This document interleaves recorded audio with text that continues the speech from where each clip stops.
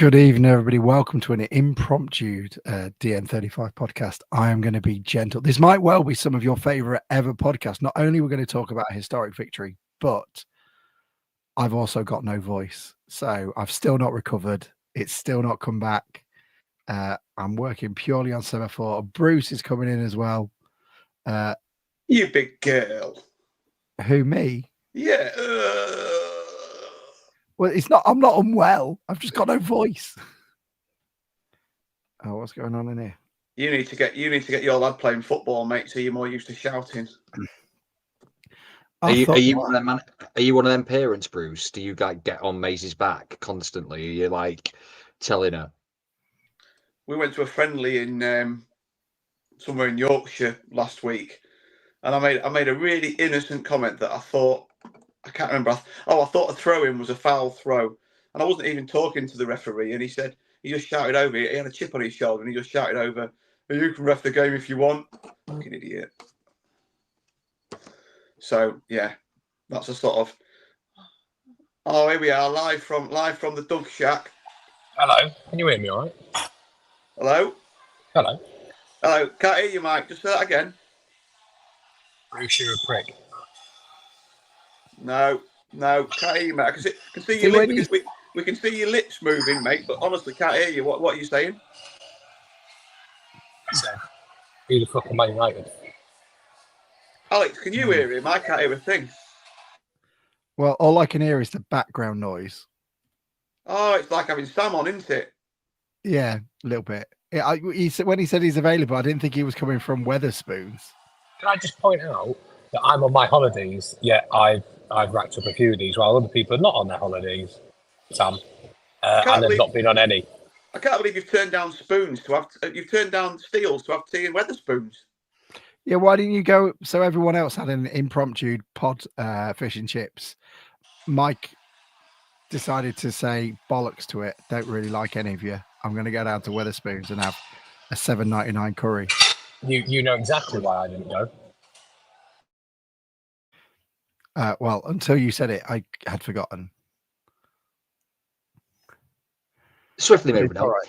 If you want to do that, Mike. If you want to slam that in there, then that's fine. Yeah. How's Weatherspoons? How's Weatherspoons, Mike? Is it okay? It's all right, mate. I just got it. I've got a nice pint of Coke. Living the dream. He said, "Do you want a lime in that?" I said, "Let's go for it. Let's live a little." I had a Coke at Steele's, didn't I, Youngie? You had two, didn't you? 2 pints. Did I? Yeah, I hope I paid John enough. I've just sent him my money. I feel like I've eaten a small car. Oh, what did you go for, Bruce? I had a medium haddock. Okay. Oh, you're funny. It was really nice though. We've got to all now call him Little Bruce because he's a bit worried that he's short for the rest of the podcast, aren't you, Bruce? I am. Little Brucey Penny. Yeah, I was stood next to Hannah brought Hugh along. I don't know why he's messing about with them little dogs. He should be bloody walking Great Danes. Bloody massive. Come and picked on me to stand next to on the photo. 5 foot. Oh, little Bruce. 5'10", not that short, is it? I look like Paul Hurst next to bloody, I don't know, Tony Crane. It's when he picked you up and moved you. That was when it was taking the piss a bit. No, he's quite a slender lad. I think. Let's not be mean to Ben Chapman over there. Shut up.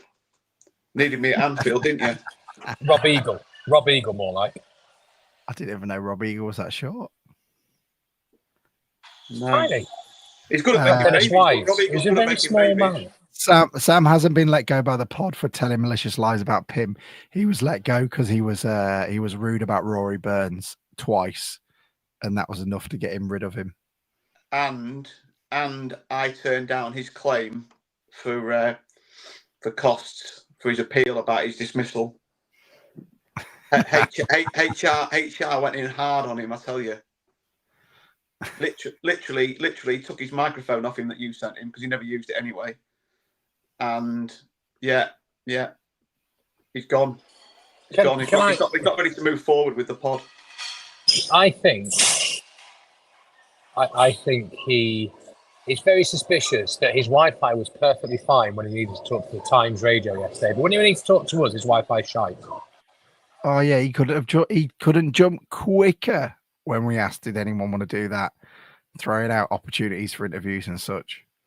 There are loads of them. Jim O'Connor, who's been on the podcast before, is, if you're wanting to sort of go through all the stuff that was going on, it's well worth just going onto his Twitter account because he's doing a really good job at putting all of the decent ones.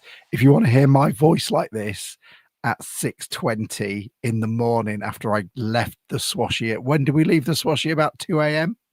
It was exactly 2 a.m. Yeah, I've got full credit for you for that. That's because I don't know about you, I was hanging out of my ass when I woke up at 6 in the morning. So Christ knows what you were feeling like, having to go on national radio. I couldn't even make it to the seafront to talk to you for, let alone go on national radio.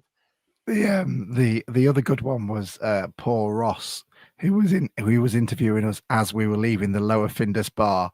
And you've just got Jack in the background going, to the Swashy. But I hope you've all composed yourself. I assume everybody's been let go at work because all you've been doing is trawling through all of it. Maybe you're like me and young E and we're slightly disappointed at some of our favorite podcasts who are only talking about Manchester United being terrible and not being as fantastic as we are. We will absolutely give you a rundown of the ones that we quite like. The first one I would absolutely suggest you go look at, which I haven't seen banded about much, is ACFC, who's done a tactical breakdown of how Town sort of bested Ruben Amorim and Manchester United. We'll talk about it and I'll absolutely use all of his stuff and pass it off as my own. So well worth having a look at that one as well. But gents, it's been 48 hours. How are we all feeling about it? Mate, I'm still buzzing. Whatever. I don't know. It's weird. Like I've seen us get promoted. I've seen cup sets before, but this just feels so bigger and different. And you can't avoid Grimsby Town. We're everywhere, and it's been an absolutely amazing 48 hours. Even the day of the game, you knew it was something special. I had my town top on. I came out of the leisure centre about kind of 11 o'clock, and an little old dear comes up to me and she's like, "Oh, you're looking forward to the game tonight? Here you go in." And then I'm walking through LA, and that's Laceby Acres, and there's a gang of youths, and I'm thinking, oh, I got gang of youths coming on. And they're shouting up the Mariners at me. This is before the game. You go to Cleethorpes and there's already a buzz in Cleethorpes at 3 o'clock in the afternoon. It just felt different. And I don't know, but I mean, Bruce has been going for longer than I have. I'm on 35 years. It's the best night I've ever experienced as a Grimsby Town fan. As a single night, to do it at Blundell Park, to do it at home with all of your friends and your family and the people who have suffered alongside you for a long, long time when times haven't been great. It was magical. Everything about the night was magical, and everything since it has been magical. And I was in a bad state on Thursday morning, crying, emotionally hungover, watching videos. He was not in a good state. I was not in a good state. In fact, disclosure, I had the live podcast in my ear that you were doing at the seafront, and I literally had my head down the toilet. Well, and for this time, it wasn't because of what you said. So, yeah, it's been absolutely incredible. And tomorrow's back to business, innit? It's back to normal business tomorrow. But these last 3 days have been like summer Christmas. They have been absolutely wonderful. Right, before we get into more details, let's play the theme tune and then we'll come back and have a chat because I should have done that first.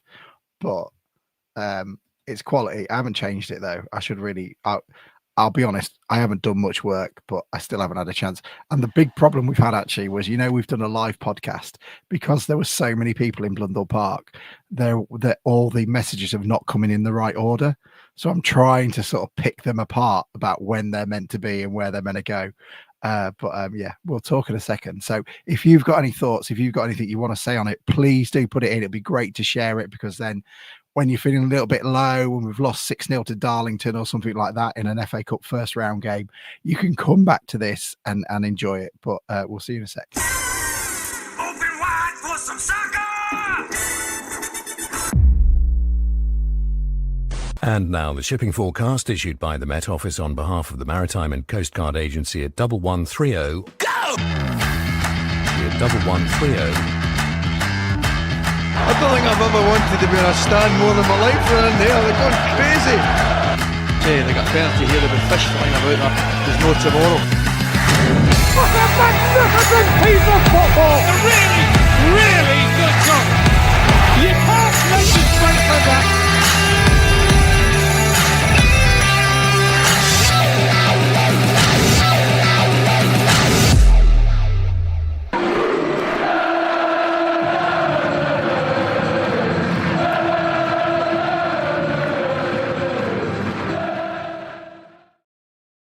Yeah, good evening, everybody. Welcome back to the DN35 podcast. It's an impromptu one.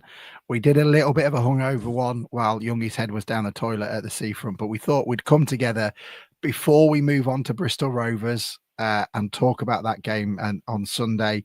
Let's at least share some of the memories we have, because it finished Grimsby Town 2, Manchester United 2, Grimsby Town winning 12-11 on penalties and should have been out of sight. They absolutely played Manchester United off the park for the majority of the game. And I can imagine every single one of you are exceptionally happy. So please do send stuff in. We'll talk about it. So Youngie's already said a little bit. Mike was about to come in from Wetherspoons. Mike, what were your thoughts? Well, I mean, before I get into the game, I'm not entirely sure when this all ends. I don't know if you guys feel the same, but I woke up again this morning just absolutely couldn't believe what I'd seen. And I couldn't believe it when I'd seen it. And it's really difficult to keep across all the coverage of it. It's insane. I think when I get back home next week, I'm going to have days of trying to catch up. And as you said, Jim on Twitter is doing a cracking job, doing God's work, getting the stuff we've all missed. I mean, what typified it was, Charles Vernon is talking to Ryland on this morning. I mean, that's now completely batshit. You know, when would you think that had happened? But my biggest thing was experiencing that with my lad. I wrote a bit for the programme a couple of years ago about that Southampton game and how sort of that made him have that bug and his interest. Instead of him just following the team his dad supports, he really took more of an interest.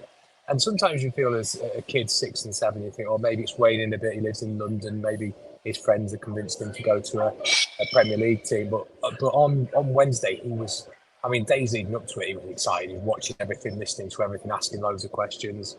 And on the day, he was just, me and him had the same emotions. I felt like a 7-year-old watching that.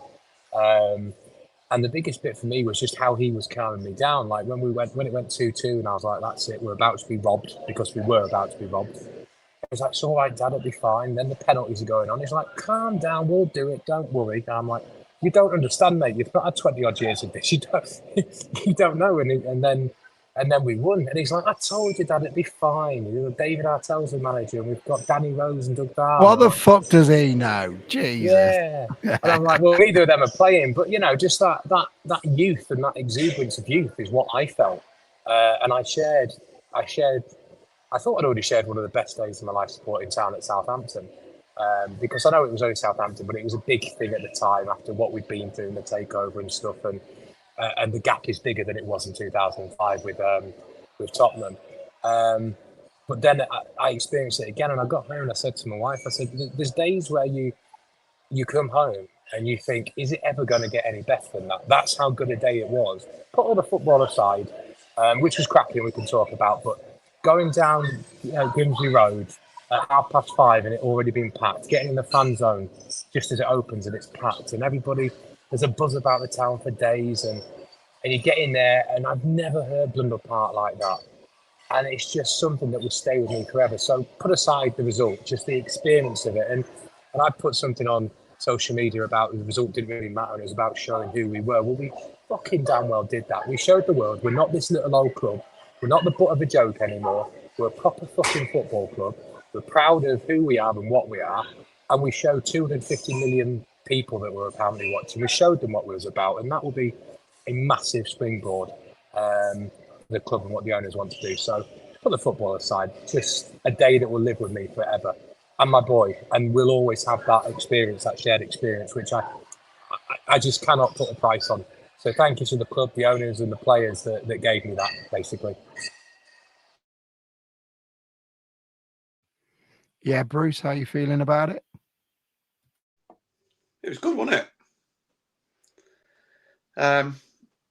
Yeah, I think. And Youngie, how did you find it as well?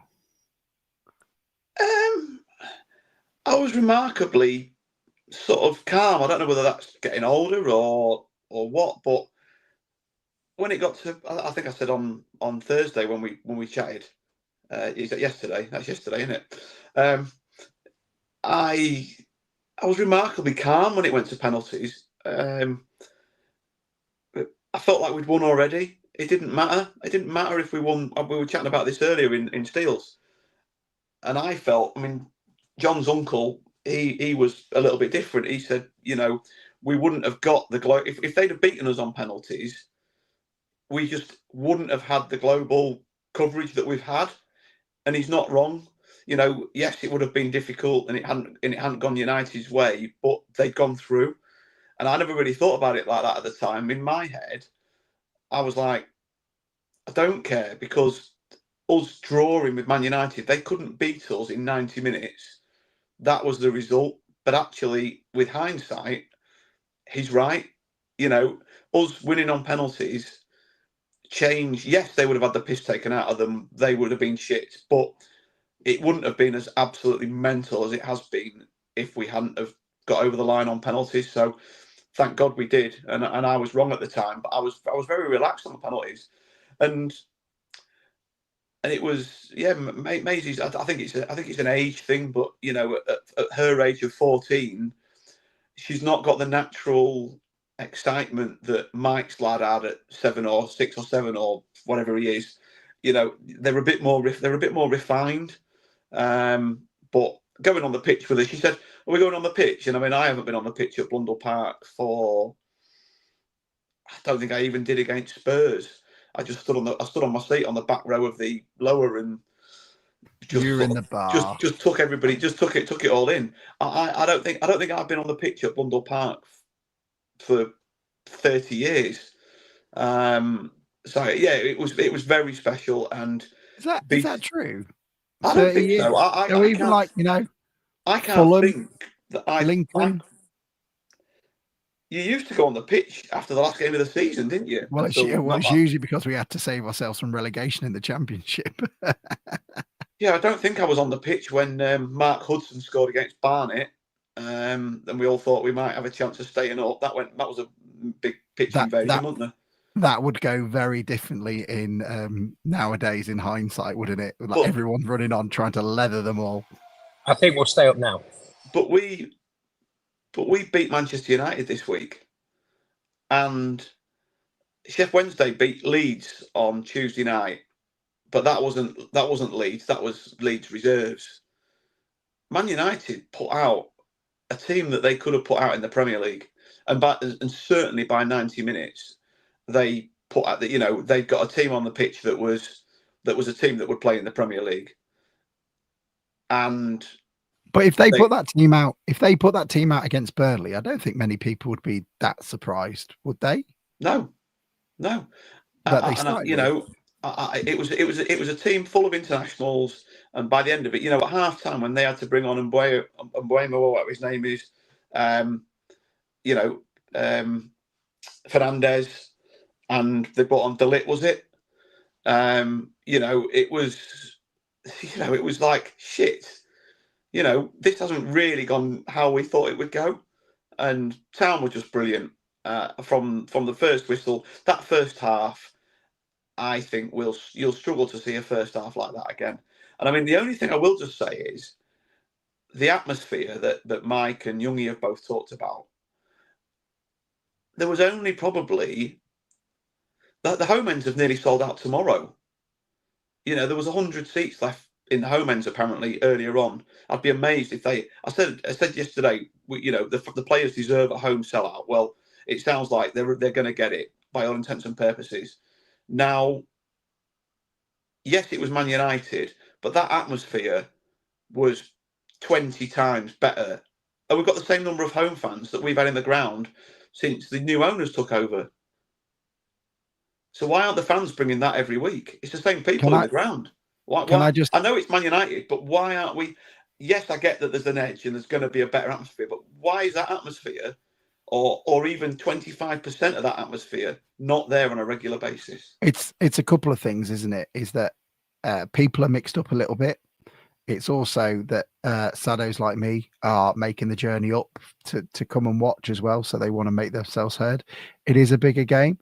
But one of the things I'd like to pick on when you were talking about it, just before you went on to why is it not the same in the league, is I've always found, and I'm just as guilty as this, that our noise and our support can be very much about goading the opposition. That you know, the mindset is almost like at times, fuck you. It's, you know, we would rather sing "Who the fuck are Man United" than sing "When We're Fishing," because it's not only just singing, but it's also having a go at them and getting one up on those people. Yesterday, though, I thought the support was different to that, especially when it came to the penalties. Instead of they were booing the Man United players as they were coming up, but the focus immediately went to our players and our support. And when they were walking up, to be singing at them and to try and give them a lift and support. And obviously you can see it when Mbeumo comes up, people aren't booing Manchester United players, they're singing about town. And that is a very specific and you know, absolute change, that a specific change we've decided in our head. It's about us, it's not about them. And it, as a town fan, it's always felt a little bit about, it's about them and about, yes, Youngie, sorry. I just, yeah, firstly, I agree with both your points. And yes, Bruce, I get the point absolutely about why don't we get this any week. But actually, I think you've seen a slow turn in the atmosphere and that positive atmosphere of getting behind the team rather than, you know, just singing for banter's sake. I've noticed it a lot more. The AFC Wimbledon game was a prime example of that. There was a real atmosphere for that game. And even when Wimbledon went 1-0 up, there was no moans, no groans. It was like, get back on them town and try and get behind the team again. And it was the same. I think I said it on here after the Newport game, where it was exactly the same. It was 1-1 out of nowhere. You're thinking same old town, but people were like, okay, no problem, fine. Got behind the team again. It was the difference this week was, one, we were massive underdogs, and two, it was just visceral. Once a few went up, the place was just bouncing, wasn't it? And I think everyone wanted just a part of that. And you're right, Bruce, it would be amazing if we could get that every week, but it makes it easy to be like that when you are the underdog. Mike? Yeah, I think you're absolutely right, Alex. I think that fan support is quite confrontational, isn't it? And when you've seen this when we've had derby games or full away ends, it sort of revs it up a little bit. I think Wednesday, it's the game that we've been thinking about for a while. It's a big game, cameras in, so it sort of builds it up to a place. So I don't think you can recreate that. I think you can get somewhere close to it, which is, I think, Bruce's point was. You don't have to be that, but you can get close to it. I do wonder if the last 20 years has taken its effect on a fan base, though. People just become a bit ground down by it, and over time it's just got worse. But I think now you can absolutely see it's not rocket science or particularly outrageous to suggest you can see things are getting better. So hopefully, as things carry on getting better and we start putting in more performances at home and beating teams, then hopefully that can come back. And I think that's something that we can maybe take away from the United game, is this is what we can get. This is how we can be. How close to that can we get again? But it's always going to be difficult on next Saturday or the Saturday after it's Accrington at home, which is a little bit different. But you just got to try and make sure we can maybe bring everybody along to get as close to that atmosphere as we can. It was as, you know, I say I was quite calm, but at the game, but I just came home and I'd had a few pints before the game. Why didn't you come out? We missed you. I tried to get Maisie and Weatherspoons. We need to sort of some ID for the next when we're beaten Wednesday and we're at home in the next round. I need to sort her out with some ID. Weatherspoons wouldn't let her in at 11:20. So I should have gone to the Swashy really and just snuck her in. But yeah, so that's why we went home. We did try and go for a pint. But we played Man United this week and we beat Man United. I mean, yeah, we did. You're bonkers, Bruce. You're bonkers, mate. You're not well. It's as I say, I was calm at the time and everything, but we're going to look back on when the dust settles on, at Christmas or whatever. Like the players have said, nobody can take that away from the staff, the owners, the fans, the players. We were all lucky enough to be there that night. Even if you weren't lucky enough, if you'd have been sat at home, I think you'd still feel exactly the same as you do the fact that you went to the game. Because your team, I've seen pictures of the pubs. I used to get it with England when I used to go and watch England. You'd be sat in a stadium in Lisbon and everyone at home is watching that game that you're lucky enough to be at. And I've seen pictures of the pubs. The pubs were absolutely rammed. I said the other day, Claire went to the cricket club, said it was packed. I've seen pictures of videos of Swagger in Scartho, packed. Racks was packed. How many free pints did they give away? Was it 600? 600, yeah. So they gave 600 pints away in their one venue. They had 3 blokes in as well. Wasn't there a free pint when Town scored or something? Yeah, so they said if Grimsby score, we'll give away a free pint to everybody. So it happened twice, and then I think after from what I told afterwards as well, penalties count? I was going to say I hope there was small didn't count. But stop scoring! I'm going broke. Yeah. But apparently they just went, "Oh, sod it," afterwards, and they free barred it for the rest of the night. And then the funniest thing, if you watch the video of Mbeumo missing the penalty, the whole place goes up except for one table at the front, and they're just like that. It's great. Can I ask you three, because you're still up there? Do you see any losers walking around in Manchester United shirts? Have you seen anyone? Have you been able to lean out your car window and go, "Look at you fucking losers"? You're joking. I'm at Haven. They're all over the place. That and Sheffield Wednesday shirts I can't move from. Well, that's for next week, Mike. I've definitely seen more Town shirts today and yesterday than you would do normally walking around. They're not all the latest ones because they're in the wash now, but I've seen a lot of people as I've been up and down Grimsby Road and around town today. People proudly wearing their Town shirts, and you just want to box up this feeling, don't you? And this feeling and the vibe around the town. And I said on the pod chat earlier, and it was a bit tongue in cheek, but we've thrust ourselves onto the global because we played Man United. We've used their name and their global following and the global hatred by everybody other than Man United fans has put Town on the map globally.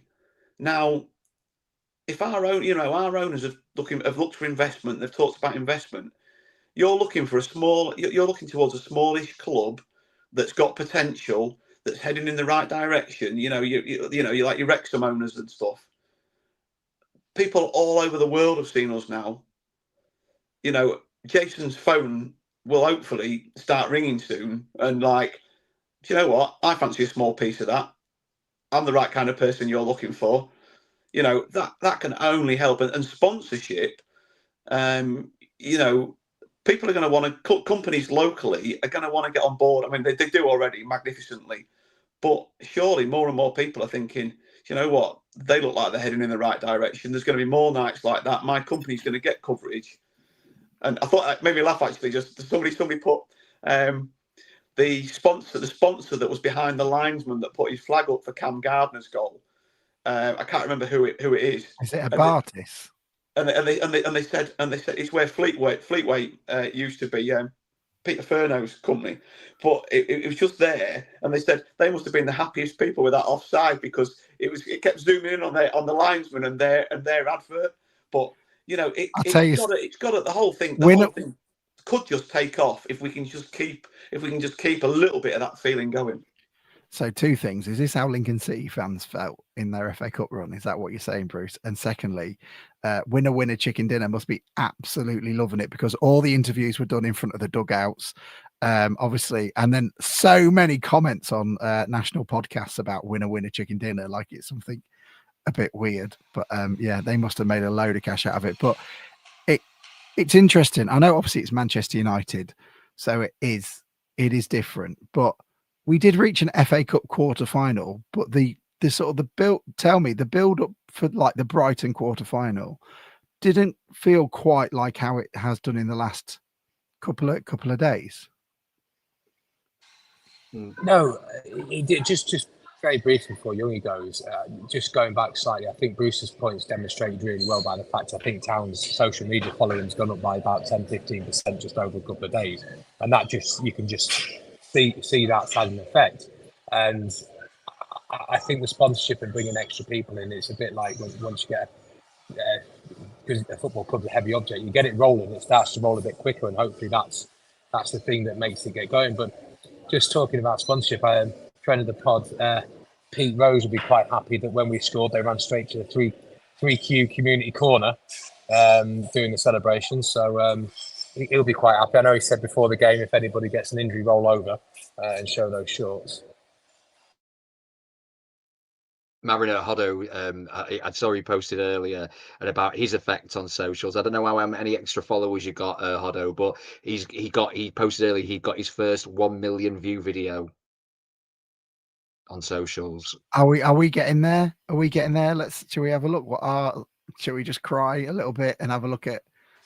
We do all right. We do about 2,000, I think, every week, so that's not too bad.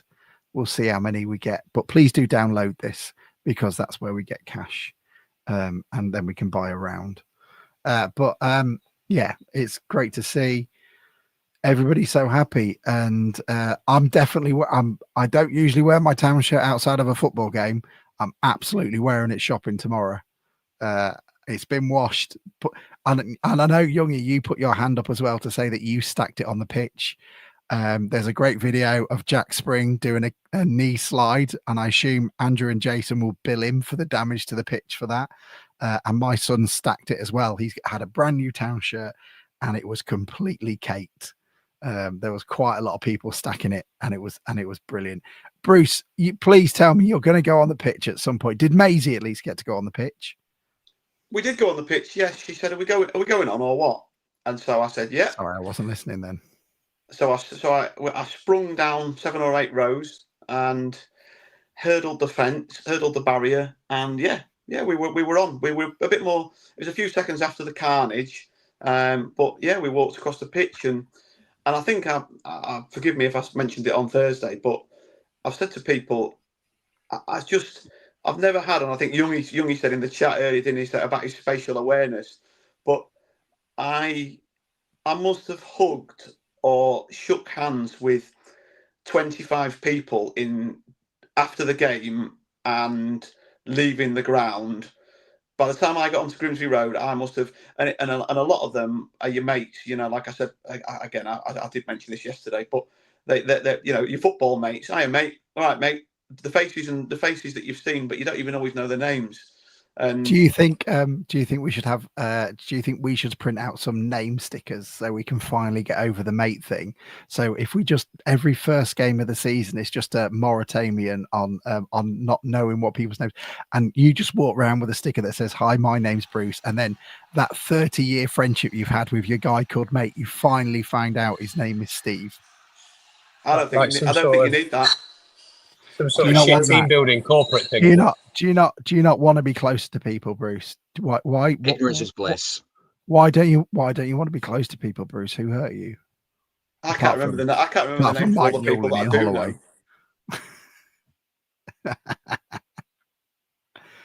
Hello, Bruce. How old are you? Oh yeah, we've got to talk about this. Bruce got very angry with some of the mascots. He was like, "That one's 35." I wasn't angry. There was just yeah. Well, we talked about doing it for Mike to get him in the game, hadn't we, originally? No. It was you. No, I've got a season ticket. I was already in. You did say you wanted to get me a mascot, but I would refuse to do that. I couldn't. I've seen a bloke or a couple of blokes do that over the years, and no. How much money would we have to raise for charity, Bruce, for you to do it? No. Go on. How much do we have to raise? I'm not putting a figure on it. If we raise £2,000 for charity, what's a charity that's close to your heart? You've hoodwinked me here, and I'm going to make him look a right evil bastard. I feel it's unfair. What about to St Andrews? If we raise £2,000 for St Andrews Hospice, would you? Oh, don't do that. Go a mascot? No, because there's some pain in the backside with too much money will just say, "Here you go." It'll be Jason and Andrew, won't it? It'll be the fastest bloody crowd. It'll be the fastest crowdfunder in bloody history or something. Well, he's done it by the end of this. Yeah, should we go with £3,000, Bruce? Anyway, 3, about the Man United game. So if you want to move on, Bruce, you can just admit to saying 4,000. Yeah. If you just want to move on from the fact that you're heartless, the thing that makes it so special for me, anyway, other than what I said earlier, is the fact that it wasn't as if you see cup games and like lower league teams take on big teams. They sit in and they get them on the break, or they get a corner or a penalty or something like that. We absolutely dominated them in the first half. I don't think they looked up for it, but I also think that was exacerbated by how brave we were. And we just did not care who they were or how good they were. It was like, this is Blundell Park, this is how we're playing, we're putting you bang under pressure. And they did not want it that first half. They didn't. Every time they got the ball, it's going to Onana, it's going to the left back, it's going long. They just did not want to play football. Second half, I think they improved. We still should have scored. Bring it back. First and foremost, that's the point. You're taking us away from the fun bit. And then secondly, you're stealing that guy's video and using it as your opinion about being brave. I said it yesterday. Yeah, I think he put his video up before that as well, didn't he? Anyway, Right. But what did you like about? I don't think it's controversial. I don't think it's controversial to say we pressed them. I mean, it's just obvious when you saw it. But second half, I think they just improved, and it's very difficult to keep your game at that level for so long, and their quality showed through. I still think we did enough to win that game in 90 minutes, because we should have had that third, which was a goal. And I think the fact the referee let them swing 3 corners in until they scored was just absolutely ridiculous. And I think the build-up for the first, I'm pretty sure, was a foul as well. But other than that, the ref was great. Let's put the context in as well.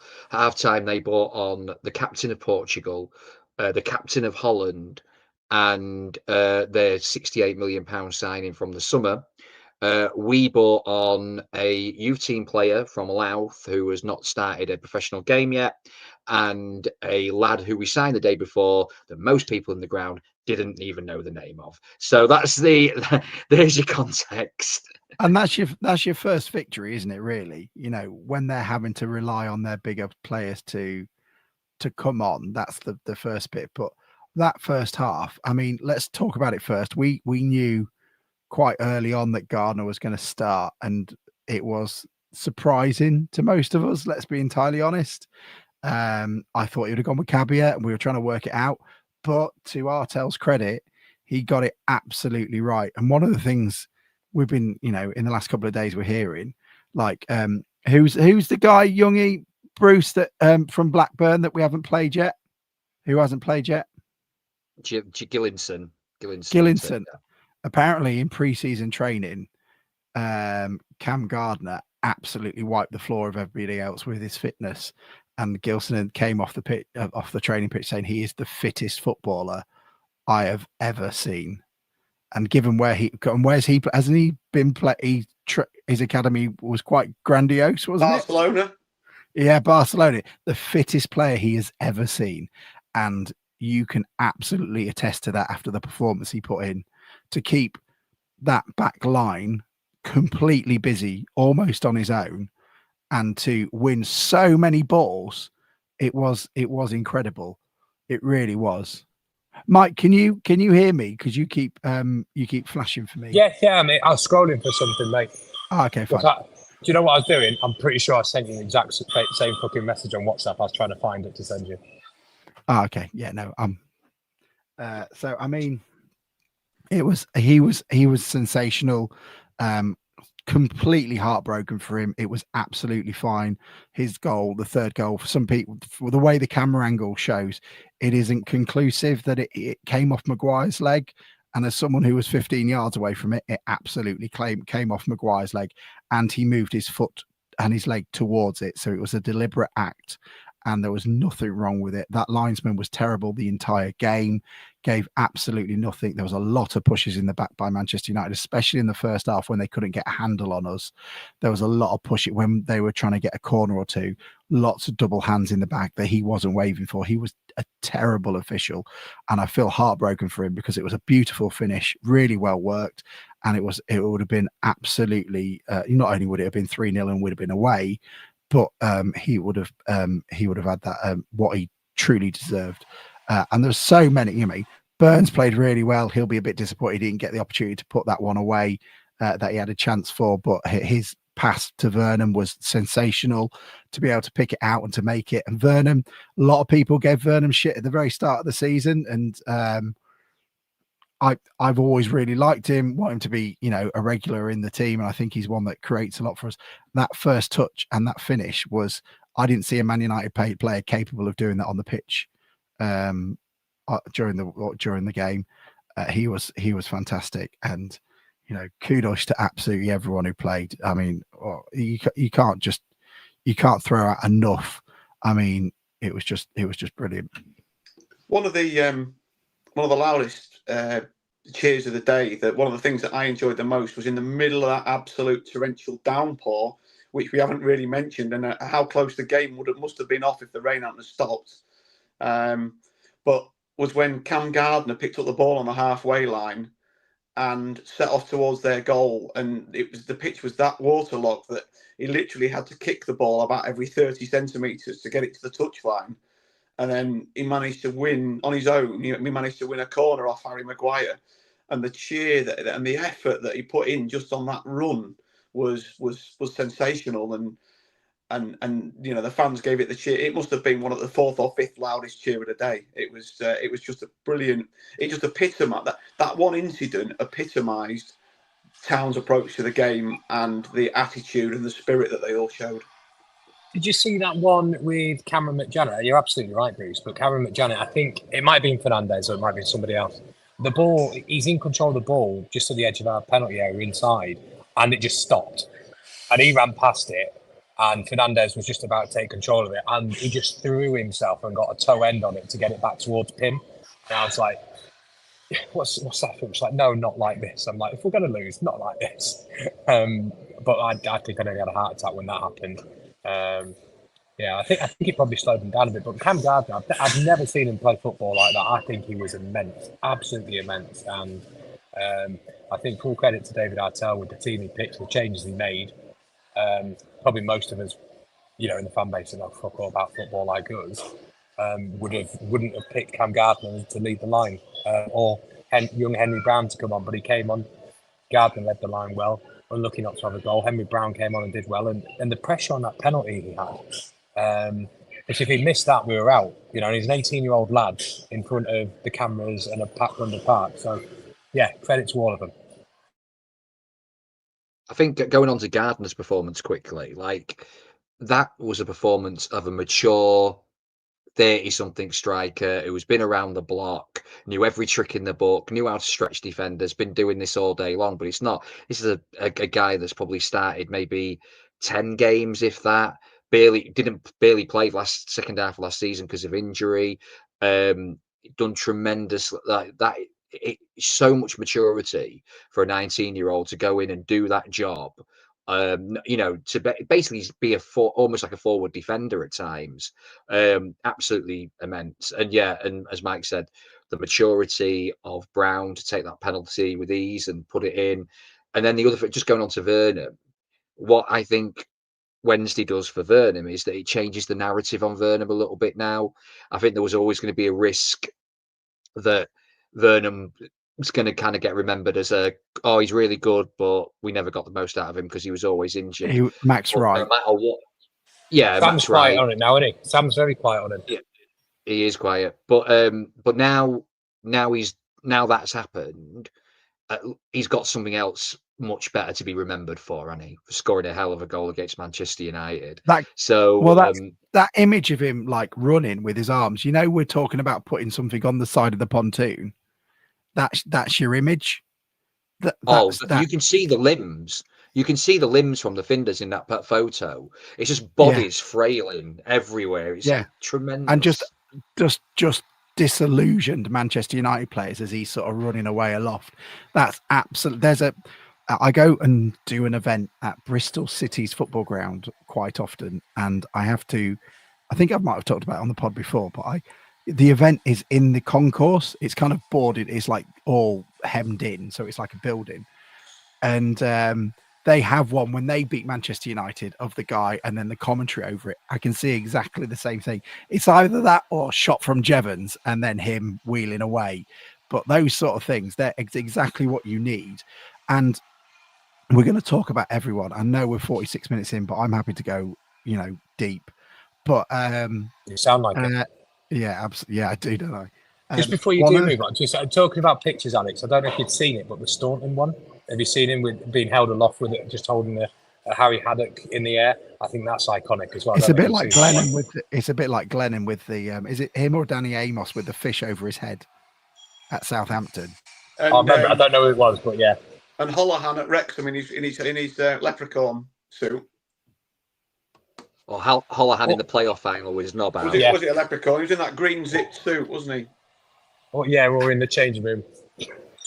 But one of the things I know, I saw something about Tim Hubbard come up a minute ago, where he was talking about it's a shame we missed out on a payday at Old Trafford. But one thing I've talked about at times on the podcast is Blundell Park is a very pretty ground, and historically in football, it's very important. But for me as a town fan, I don't have that many fond memories at Blundell Park.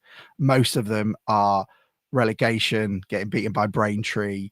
It's never had those sort of days. And I was unfortunate enough to have my first week at university, so I missed the Spurs game. I wasn't there for that. But I was, yesterday, that's the chance where you get those memories and build memories at Blundell Park. We haven't had those since probably West Ham in '95, where you've got that opportunity to start building, annals of this is the place and this is what we do at this, kind of what Anfield has, but a lesser extent. I talk about these are the memories we've made at Blundell Park. We've never sort of won a league in my living memory at Blundell Park. All the pitch invasions have been about avoiding relegations, which were incredible. Staying up in 2001, beating Fulham, who were runaway leaders, was incredible, but it wasn't beating Manchester United at home and running on in pure joy and delight and hugging random people and people you haven't seen for 20 years and grabbing them, going, "Oh my God, I can't believe it's you. How amazing is this?" Those sort of things really matter. So I know we probably missed out on about £500,000, but that night at Blundell Park is worth more than that, isn't it? It's worth more than a 500 grand. What did Jason say on the balance sheet of life? Yeah, that's a very good way of putting it. Yeah, I must admit, when we drew them at home, I was like, "Oh, fuck's sake, I wanted it away," but I'm completely wrong. Absolutely, completely wrong. I don't think you can put a price on the day, the game, the feeling after, or anything that came this week. I don't think you can put a price on it. And if you did, it wouldn't be a paltry £500,000.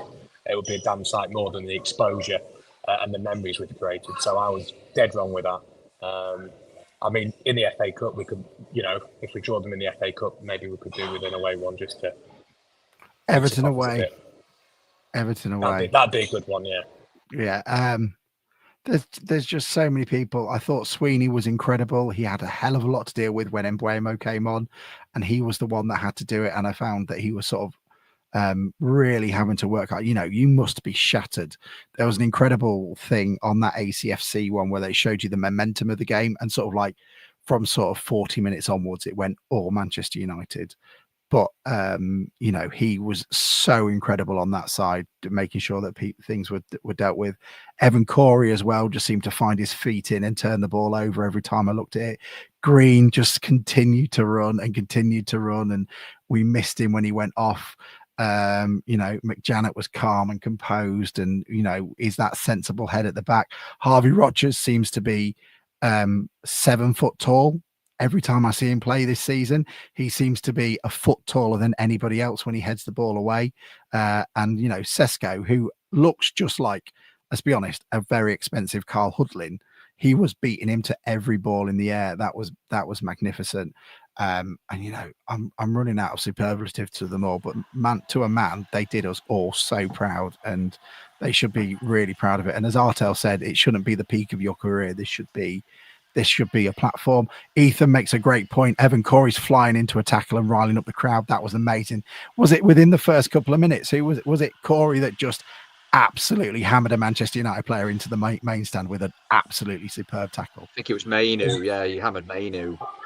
Yeah, got a touchline, wasn't it, right in front of the benches? I think the Sweeney point's really good, Alex, because he also had to swap sides for quite a while as a left back going into right back because Rodgers went off, and I think we, a year ago, I never thought I'd say this, but we missed Rodgers, especially at that set piece that they scored.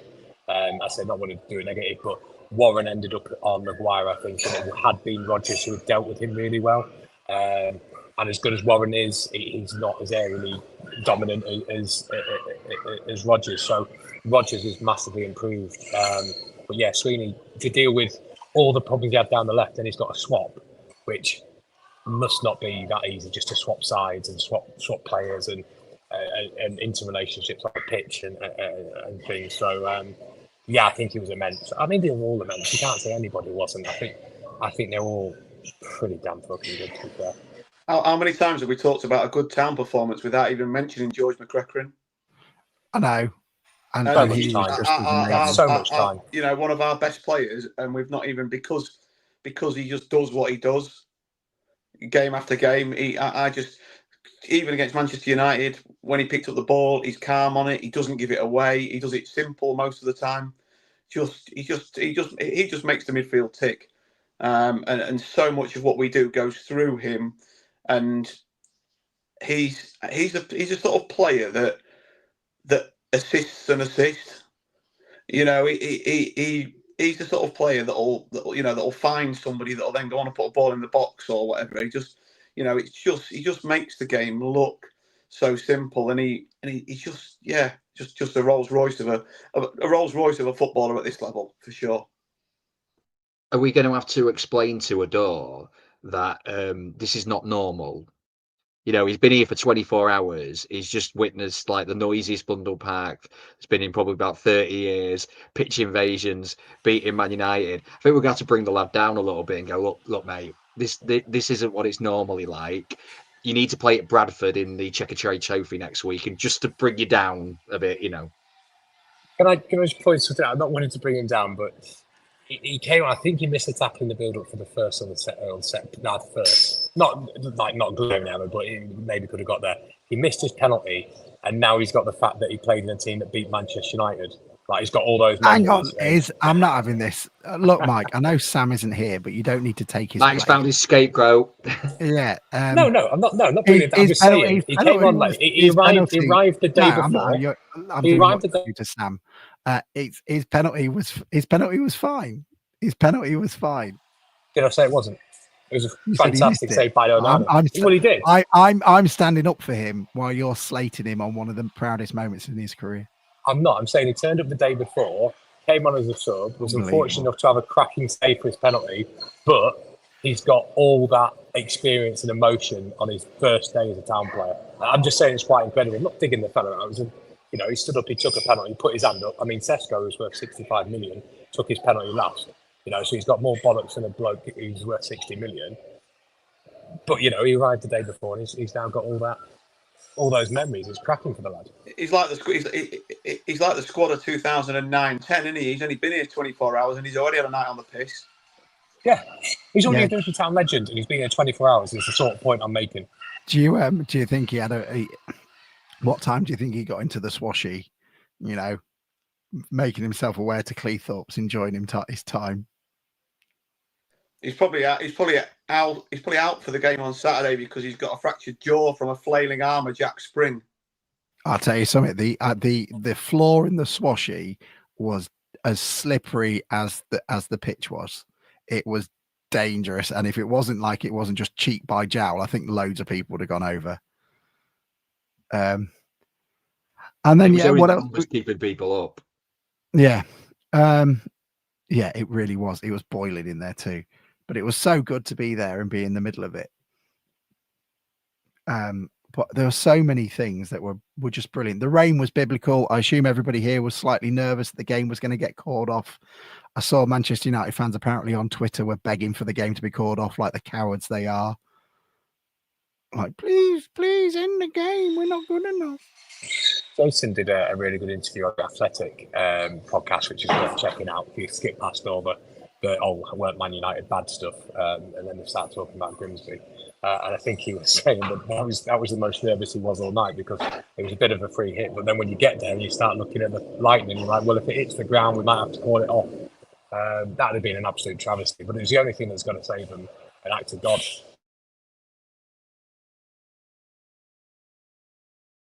Yeah, absolutely. It really was. It was biblical, and it was really it was great to see. And we were up right against the glass wall of the main stand next to the police box.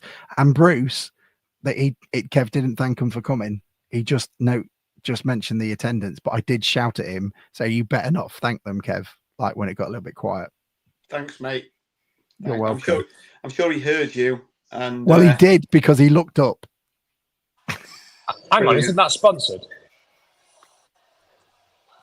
The attendance is sponsored by somebody Beds. Elegant Beds. Elegant Beds. There you go. But yeah, I'm sure that it's not in their contract that he has to thank them for coming. So I'll tell you something. It has been sneaking back in this year, but I don't want to. I don't want to talk about it tonight because I don't want to put the pod down. I'll tell you something. Black Crow, winner, Pete.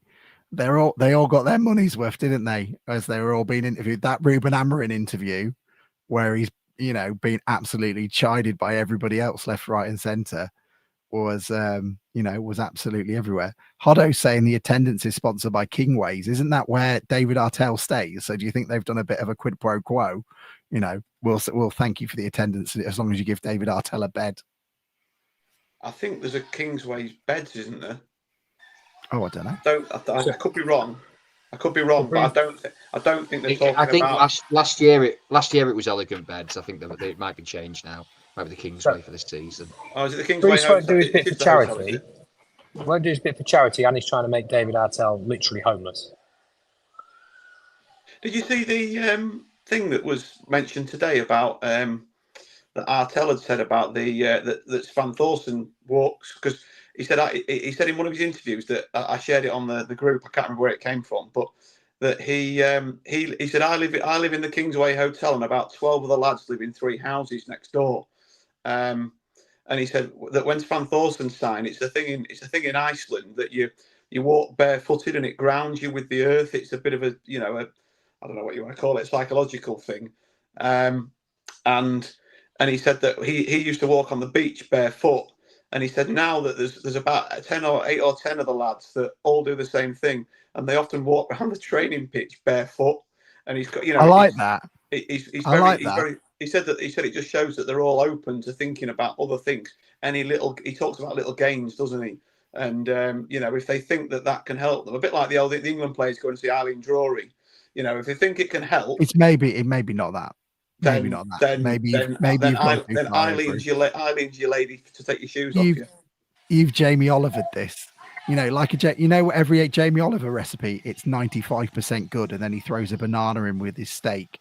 You've just done exactly the same thing. I'm sorry. It kind of feels like I feel different about a street I've walked down than I've just driven down. I wonder if it's the same sort of thing. But I like the idea that they're all doing that down on the beach. Do you think that was what they was trying to do at the Laceby Arms? They just got it a bit wrong. No. No, because they'd have had their feet shredded on broken glass, wouldn't they? Yeah, absolutely. It's just Barry Conlon smashing it, going another. Eating a koi carp. Yeah. So what are we thinking about the draw? Wendy away. Well, have we finished talking about it then, Bruce? Is that you putting a stamp on it? That's it. Has anyone got anything else? No, to is add? that We haven't even discussed. Have I gone too soon? Yeah, we haven't discussed the 25 penalties there were. For 20 minutes we had penalties. So all right. Shout me when you're ready for me again. Okay, did you not want to talk about penalties then? Gents, how did you feel about the penalties? It's a bit like that Fast Show sketch, wasn't it? The longest fight, where like it keeps us going on and on. You've got Bruce back on that reference, Youngie. Yeah, and I was just like, after a while, it was almost kind of. I think members of the Finders were kind of almost starting to laugh hysterically when it got to something like the 20th penalty. But no, Can I just sound a bit Sam Barrick? Christy Pym wasn't amazing at the penalties. No, a podcast that we listened to earlier, both me and you, Alex, described him as a bit Peter Shilton-esque, and I would agree with him maybe on that one. He was a bit of an early diver, wasn't he? And he was a bit. He's a bit kind of, if you put it one way to him, the chances are he was going to score. He was doing his best to make the team he supported win. He was better than Onana, wasn't he? He was. He saved the one he needed to, and I got dug out for stating the fact that Odom missed one, and you're digging out the fella that saved the penalty he needed to. Sam. Did you see the still anyone of Onana past the goalpost on the outside before our player had even kicked the ball? That's fake. What was that? It can't be, Mike. It is fake. It's fake. Oh, it's amazing. I know. I'm not having that. If that's AI, then I love AI. It's community noted, mate. Yeah. Can I just say though about Christy Pym, just to try and put me on the good books, he controlled the box completely over Onana. So he was the first to get the ball. He controlled who got the ball and when they got the ball, and he controlled to giving it to the referee. He made it a point of being, I'm in control of that area. I'm going to get it. And the second that the Odor missed his penalty, I think it was Cabia walked halfway down to get him and bring him back. And that's the thing that England do as well. And it was absolutely perfect. And I don't know about you guys, but David Artell did an incredible interview on Sky Sports after the game. Please do look it out and we'll try and put it out. He spoke so well about taking penalties. Chappers asked him basically, what did you tell them? He said, look, it's a test of two things. It's a test of mental character and a technical character. You're going to walk up to that spot. You're going to be nervous. You're going to be sweaty. Your heart's going to be racing. That is all perfectly normal. After that, it is just a technical challenge, and it's something you do day in, day out. And if you miss, absolute no problem whatsoever. It's going to happen to somebody, but just pick your spot and go for it. And the way he spoke, Phil Jones and whoever else it was on there were like, bloody hell, he speaks really well. They were amazed with how well he came across, and he really did. Just on that Pym thing, I noticed bits of that, but it's so nerve-wracking. But I did notice that when Staunton absolutely smashed his penalty and he ran straight after the ball, sprinted, picked it up, ran past the referee who was trying to stop him, and Onana who was trying to grab him, ran up to Darlow, shoved it into his chest from a yard away, and I think he told him a tosser or something like that. And I was like, "Well, I'm all here for shit out to him." I must admit, I was a little bit worried on the penalties, but just because you usually see big team gets taken to penalties, and their technical ability and calmness under pressure is usually more than the little team. But I was so impressed with even the penalty we missed was a blinding save. There was nothing wrong with any of the penalties. All on target, weren't they? All on target. Yeah, nobody missed. But my wife called me, said, "Are you okay?" And I felt You know the scene in Pulp Fiction at the end where he says, "Are you okay?" And he's like, "No, I'm pretty far from fucking okay." And that's how I was. I'm like, "No, I'm not okay."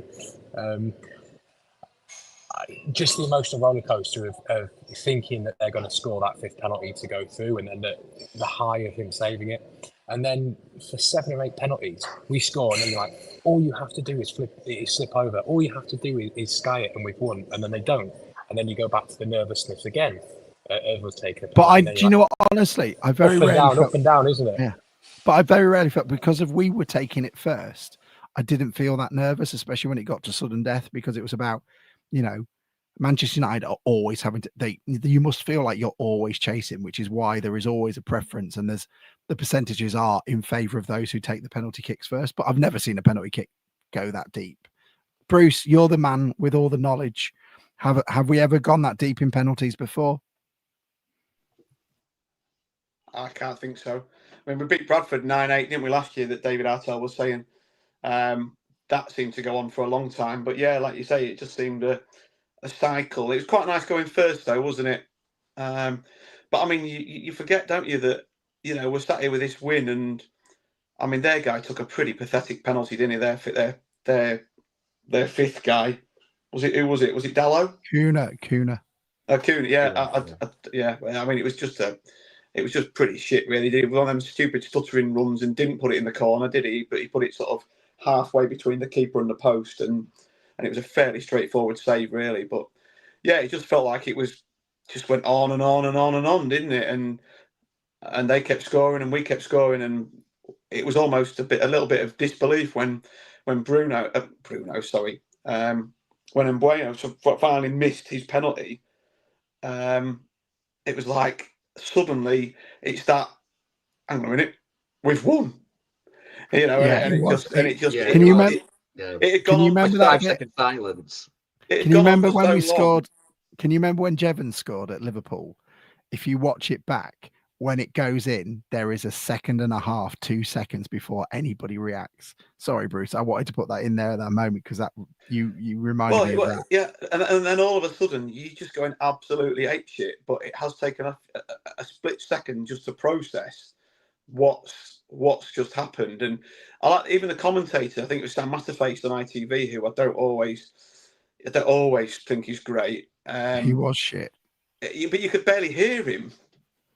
The noise, and that's another thing the people of football should thank us for.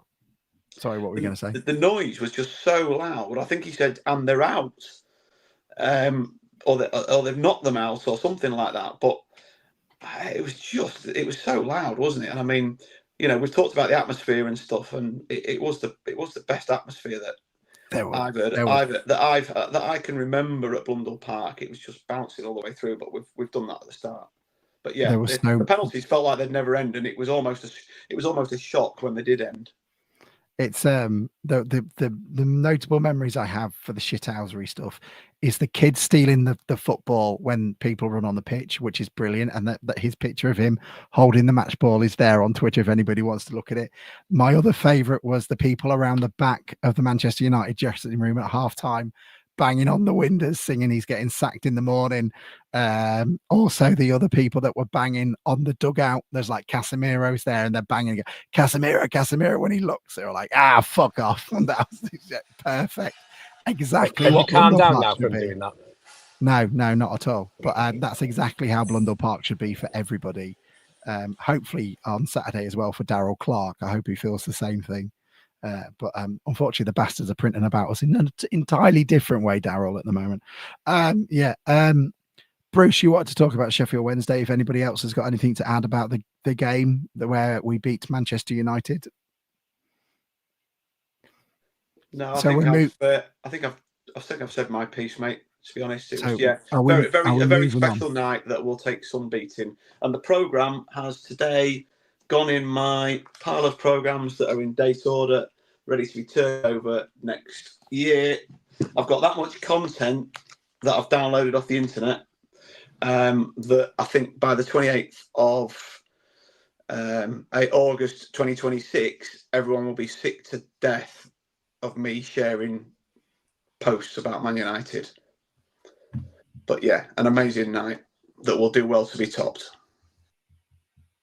Yeah, and do you know what? There's a little bit of me that's a little bit sad that we're going to stop talking about this in a second, because that means that that's kind of the next bit that's done, and then it's moving on to Bristol, and we need to move on to Bristol Rovers because it's important, and it's next it's tomorrow. But what a night, and so proud of everybody and all of you, because Blunder Park sounded incredible. Very little, if any, trouble at all. The only thing I saw that was a bit was people going up to Mbeumo and calling him a wanker, which actually all right on my list, but probably touching the line and maybe stepping over it a little bit with enthusiasm. But I just incredible night for the town and for the club. It was amazing. I thought that was sorry. I thought that was. I don't like the guy, but Bruno Fernandes walking into the onrushing town fans as a captain to go and get his player and walk off the pitch with him was pretty good for him. It was about the best thing that he did all night, to be fair. But it was, as a teammate and a captain, that was good. That was good to see, and it's a little bit like you said with James Cabby. I know he didn't have the fans coming towards him, but to go and to stop your mate having to walk all that way on their own was good. It's poor Anana stood there going, "What about me? I've just been taken by the pontoon, and now." Yeah, amazing. Youngie, anything you want to put before the end, and we go on to Sheffield Wednesday for a second? No, it's just magic, mate. Absolute magic, and it's the night that will forever be in our history. I've just got to give a little shout out to my mates, and especially my friend Nick, who I know is watching now. We've been sat together for 35 years. He used to sit next to me with his dad, who's no longer with us. I used to sit with my granddad. He was one row behind me. And the fact that we get to share things like that when we've been through a lot of, you've watched town through the thick and thin, and a lot of thin. And you get to have nights like that with your friends. It's special, and it was a special night. And long may it live in history. Can I ask as well, because all four of us are parents, and we all had our kids at the game. How did you feel sharing it with your kids? Because I was quite emotional about that. Every goal, I was grabbing my son and hugging him, and I was thanking him that he was here and that we could share this moment together, because it'll be something he can talk about for the rest of his life. How did you guys find that as well? I struggle to put into words. I tried to do this with my wife earlier about it, and I do struggle to put into words. I mean, Youngie, that's a beautiful bit by Youngie there, and there'll be stories like that all around the town now about people that shared moments or people that weren't there, and that's what made it special. But to share that with my lad, I mean, I could just struggle to put into words how special it was. Every goal we scored, and he was keeping me calm, and he was more sort of involved than me. And I did say to him, I said, I'll never forget that night, and I'll never forget that night because of Man United, but I'll never forget that night more because I shared it with my lad. And that, you can see football games, you can see us win, you can see us lose, promoted and relegated, but to share such a special moment with your little boy is just, it's beyond football. It's a life experience that I'll never forget, and I can only thank the club, the players, and everybody involved for giving me that again, because they gave me it at Southampton to a smaller degree. But yeah, it's emotional, is what it was. Youngie, I don't mean to change the tone, but I don't know if you want to turn around. It looks like your missus is moving out. I think she's kicking me out, mate. This is the fourth podcast in the fucking week he's gone. Basically, yeah, absolutely. And you were hanging out your ass on Thursday. I've had enough. Can I just share a message that was sent in our town football group earlier by Gareth Smart, who's a mate of mine. I think he's got the period wrong, but I love what he said. He said, this club has been asleep for 25 years. For the last 6 months, it's been stirring. I think it's probably 3 or 4 years. On Wednesday night, we woke it up. And I thought that was pretty good. Very apt, Bruce. Very apt. What did you Sheffield Wednesday next in the draw? Bit of a come down from Manchester United, but is it an opportunity for us to take a pretty big away following. We'll probably outnumber them at Hillsborough, which is not something you'd probably expect if their boycott continues. Are we looking forward to it? Obviously, it's a team that's pretty much on its knees, but they did beat Leeds. Are we expecting another chance to cause another cup upset, or is it a cup upset if we beat Wednesday? How soon is it? I know we don't know the day, but how many weeks is it? Weeks. It's over 2 weeks, isn't it? Because I think because of the European, so it's either the week of September the 12th, which is only in 2 weeks' time, or the week after that. So it's going to be one of them weeks. So I can see the chances of them having got rid of Chancery or whatever his name is and being all happy and everything are quite slim. Slim to none. Yeah. Sorry, Mike, go on. No, I know. I said on the reaction pod, didn't I? That I hope they're still not protesting. Sadly, they will be. The reason I hope they're not is because they're sorted out. I mean, it's my family's team. It's my granddad, my great granddad, my dad. It's that side of my family's team. So it's some. Whilst they're not my team, they do have a bit of a place close to me because of that. But sadly, they'll probably still be boycotting, and I hope actually. I hope we don't see anything similar to what Leeds did, which I thought was despicable, actually, to fellow football fans. We've had bad owners. Nobody as bad as that, I don't think. But hopefully there's a bit of unity there in the footballing world with it, and we don't get some ridiculous Leeds-esque chanting. But it's a good opportunity to go somewhere we've not been. Yeah, well, they're a team to talk about bad ownership. Well, they've had their share of bad ownership over the years, haven't they? Yeah. But it's a new place to go. I don't think we've played there. It's a city stadium and a club with lots of history and prestige, and I would struggle to see how that doesn't turn up on Sky after what we did, and then obviously the melodrama that's going on at Sheffield Wednesday. So it'll probably be on the telly. And I hate to say it's an opportunity to progress because they ain't the Sheffield Wednesday we played last year. Sadly. I mean, you're saying sadly far too much here. I'm really not sharing the sympathy, to be fair. No, not really. I don't want them to go. I think you've got a bit too apologetic for them, Mike. It's the Yorkshire kin, isn't it? Welcome to the Owls #1 podcast. I present a Sheffield Wednesday podcast. He was on it. I disagree. I don't see how it's on TV. It's on Sky Sports Plus. They're all on Sky Sports Plus. I don't see it being a main game that's going to be picked out when you've got Lincoln. It's not going to get picked over Lincoln Chelsea, is it?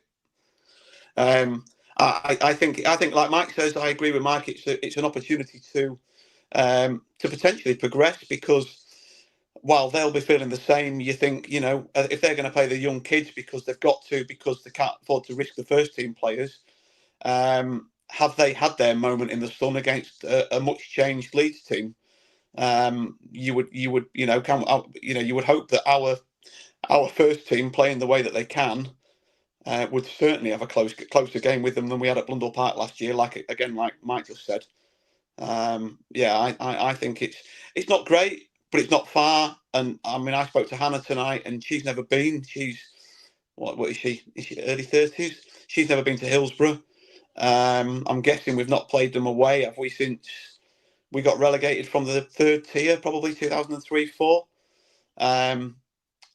Unless there's a cup game, unless there's a cup game or a Tin Pot Trophy game, I'm not thinking about. I can't think that we've been there in 20 years. So yeah, it's an opportunity for people to go, and like you say, Alex, we'll outnumber them, I would imagine. It's a chance to progress. It's not great, but it's not. I think Hannah said tonight, I was fearing Brighton away again. I'm not sure I could face that in the League Cup on a midweek night. I think it's a better draw. I think in a way with everything that's going on, and I'm agree with Mike in the sense of it's a shit situation for their support, the ownership that's been let in. But I think in a way it's probably an advantage playing them at Hillsborough right now, because I think away from home they would have packed out the away end and made a lot of noise. But at their place, it's going to be a bit of a library in the home support. They're obviously boycotting, rightfully so. We're probably going to have realistically, I just saw somebody there that Leeds took 5,000 of the 7,795 the other night. I can see that being similar with us. I actually think there'll be more Town supporters in the stadium than Sheffield Wednesday supporters. So I think I can see it. I'm quietly confident. I think we can do. I think we can beat them, and and progress even further. And And then while we're sympathetic of the situation, there's nothing wrong with us taking advantage of it either. No, absolutely. And I do remember going and getting battered 7-1. So there's something that needs to be done about that. And we made up for it 6 months later, though, didn't we? Because about 9 months later, because we played them in the September of that year in the League Cup and beat them, didn't we? So we made up for it that year. But it was interesting because that sort of like early 2000s, Sheffield Wednesday became a bit of a rival because we were both pretty shit in the Championship, trying to avoid relegation. And we were battling for 3 or 4 years actually, against each other. And then, it's an opportunity. And I'll say the draw isn't great, but it's better than any of the FA Cup draws that we got as we went to the quarterfinal. Localish game, night out on the town, not far from town, and a big old beautiful stadium to go and enjoy. So, let's hope we can move on from it as well. So, anybody got anything else to add before we go? We've been for an hour and 20 minutes. Come on, Town. 3 points tomorrow. That's what matters now. It does, yeah. Yeah, and a few people have asked. Yes, there will be a pod on Sunday. We're just riding this. We're riding the momentum train, getting that sweet ad cash off you. Cheers very much. Yeah, we've got to do something to remember that, because I don't know if you're all aware, but we just beat Manchester United. So those of you who had to spend your 90s and early noughties taken the mick out of by boring weirdos who supported Manchester United while living in Grimsby, you finally got to have one over them, even though they haven't won at Blundell Park since 1905. Mike, anything you to add? Any last words before we go?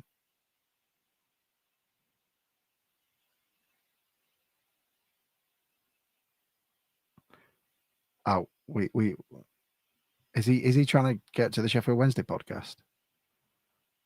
Anyway, right, okay. Thank you all very much for joining us. Oh, Mike's back. No, I saw you on mute. Sorry. Yeah, sorry. I just said no. Sorry, mate. I've moved from the signal. So, that's all right. Yeah, no, nothing. Apart from No 3 problem. points on Saturday. Tomorrow. 3 points would be amazing. Thank you all so much for taking the time for joining us. Over 500 on today alone, and then great to have you there. Please do keep sharing everything that you find on Town. It's going to be a bit quieter now that the circus has left, but a little bit of cash in our pocket. Hopefully we've made a fair few more fans. There's going to be a few more Town shirts wandering around the town, and we'll see you all at Bristol Rovers on Saturday. See you then. Bye. Open wide for some soccer! And now the shipping forecast issued by the Met Office on behalf of the Maritime and Coast Guard Agency at 1130. Go! At 1130. I don't think I've ever wanted to be on a stand more than my life running there. They're going crazy. Hey, they got penalty here. There'll be fish flying about there. There's no tomorrow. What a magnificent piece of football! A really, really good goal. You can't make it better than that.